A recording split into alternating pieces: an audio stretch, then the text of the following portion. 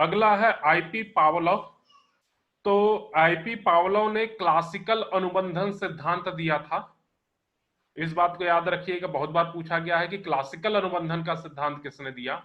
तो क्लासिकल अनुबंधन का सिद्धांत पावलोव ने दिया था।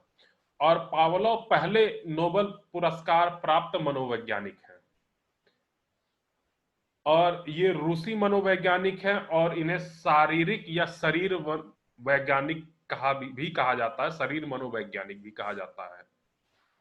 तो क्लासिकल अनुबंधन का सिद्धांत पावलोव ने दिया था।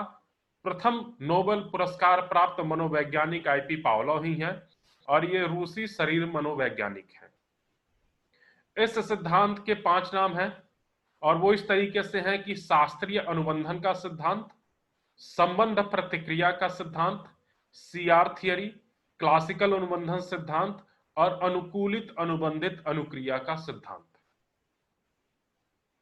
मतलब पावलोव के शास्त्र का संबंध क्लासिकल सीआर थियरी की अनुकूलता से है। पावलोव के शास्त्र का संबंध मतलब पावलोव के शास्त्रीय अनुबंधन का सिद्धांत। तो पावलोव के शास्त्र का सिद्धांत क्लासिकल मीन्स क्लासिकल अनुबंधन सिद्धांत, सीआर थियरी से तात्पर्य सीआर थियरी ही हमारा है, और अनुकूलता से अनुकूलित अनुबंधन सिद्धांत।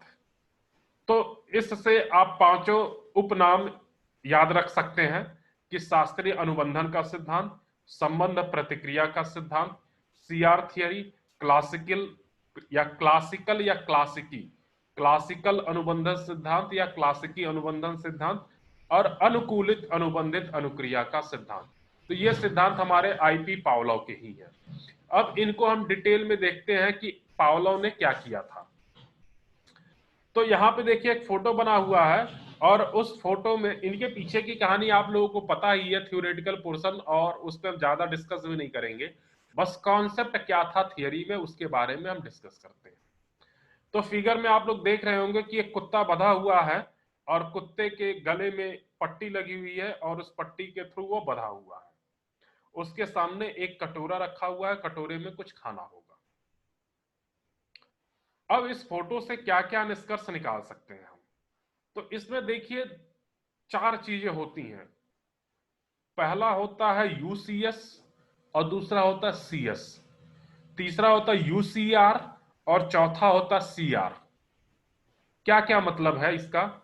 यूसीएस मीन्स अनकंडीशनड स्टिमुलस या फिर अनकंडीशनल स्टिमुलस, जिसमें कोई कंडीशन नहीं है। ऐसा कंडीशन ऐसा क्रिया ऐसी चीज जिसमें कोई कंडीशन नहीं है, या ऐसा उद्दीपक जिसमें कोई कंडीशन नहीं है। क्योंकि स्टिमुलस का मतलब क्या होता है, उद्दीपक। तो ऐसा उद्दीपक जिसमें कोई कंडीशन नहीं है। और दूसरा है कंडीशन स्टिमुलस मीन्स ऐसा उद्दीपक जिसमें कंडीशन लगा हुआ है। तीसरा है यूसीआर मीन्स अनकंडीशनल रिस्पॉन्स, ऐसी अनुक्रिया जिसमें कोई बाध्यता नहीं है, कोई कंडीशन नहीं है। और चौथा चीज है कंडीशनल रिस्पॉन्स मीन्स ऐसी अनुक्रिया जिसमें कंडीशन लगे हुए हैं। तो ये चारों चीजें हैं। तो एक एक करके देखते हैं कि पहला है अनकंडीशनल स्टिमुलस मीन्स ऐसे उद्दीपक जिसमें कोई कंडीशन नहीं लगी हुई है। तो इन केस में क्या क्या है। पहला है अनकंडीशनल स्टिमुलस में कि स्वाभाविक उद्दीपक, ऐसा उद्दीपक जो स्वाभाविक है, बिना किसी बाह्य कारक के ही, बिना किसी कंडीशन के ही अपने आप उत्पन्न हो जाता है, तो स्वाभाविक उद्दीपक। दूसरा अनानुबंधित जिसमें कोई बंधन नहीं है। चौथा है वास्तविक और पांचवा है प्राकृतिक। तो अनकंडीशनल स्टिमुलस मीन्स ऐसा उद्दीपक जो स्वाभाविक हो। तो अगर स्वाभाविक उद्दीपक है वो भी हमारे आएगा यूसीएस में। किसी बंधन में नहीं है मीन्स अनानुबंधित, तो वो भी हमारा यूसीएस में ही है। वास्तविक और प्राकृतिक ये भी हमारा यूसीएस में ही है। दूसरा है कंडीशनल स्टिमुलस जिसमें कंडीशन लगा हो। तो अस्वाभाविक उद्दीपक मीन्स ऐसा उद्दीपक जो अस्वाभाविक हो, मीन्स किसी कंडीशन से ही उद्दीपक उत्पन्न हो रहा हो। अनुबंधित मीन्स बंधा हुआ है किसी ना किसी कारण से, जो वास्तविक नहीं और प्राकृतिक नहीं है। तो ये सारी चीजें हमारे कंडीशनल स्टिमुलस मींस कंडीशनल उद्दीपक में आ गई। तीसरा है अनकंडीशनल रिस्पॉन्स मींस ऐसा अनुक्रिया जिसमें कोई कंडीशन नहीं लगा है। तो ये स्वाभाविक अनुक्रिया होगा, अनानुबंधित अनुक्रिया होगा, वास्तविक अनुक्रिया होगा और प्राकृतिक अनुक्रिया होगा। और कंडीशनल रिस्पॉन्स में मींस ऐसा अनुक्रिया जिसमें कंडीशन लगा हो। तो अस्वाभाविक अनुक्रिया होगा, अनुबंधित अनुक्रिया होगा, अवास्तविक अनुक्रिया होगा और अप्राकृतिक अनुक्रिया होगा। मींस यही हमारी चारों चीजें उद्दीपक के साथ भी होंगी और यही चारों चीजें अनुक्रिया के साथ भी होंगी।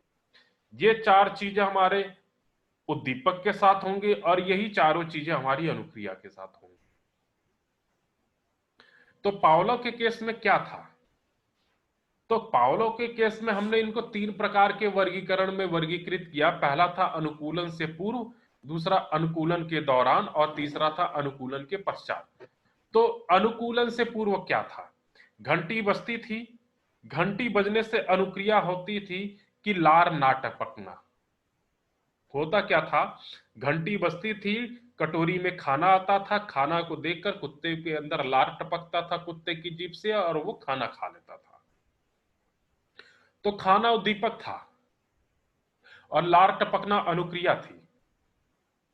तो अनुकूलन मीन्स पहले उन्होंने क्या किया था कि घंटी बजाया और देखा क्या लार टपक रहा है। तो घंटी बजाने से क्या कुत्ता अनुक्रिया कर रहा है? तो घंटी बजाने से कुत्ता अनुक्रिया नहीं कर रहा था, मतलब लार नहीं टपक रहा था।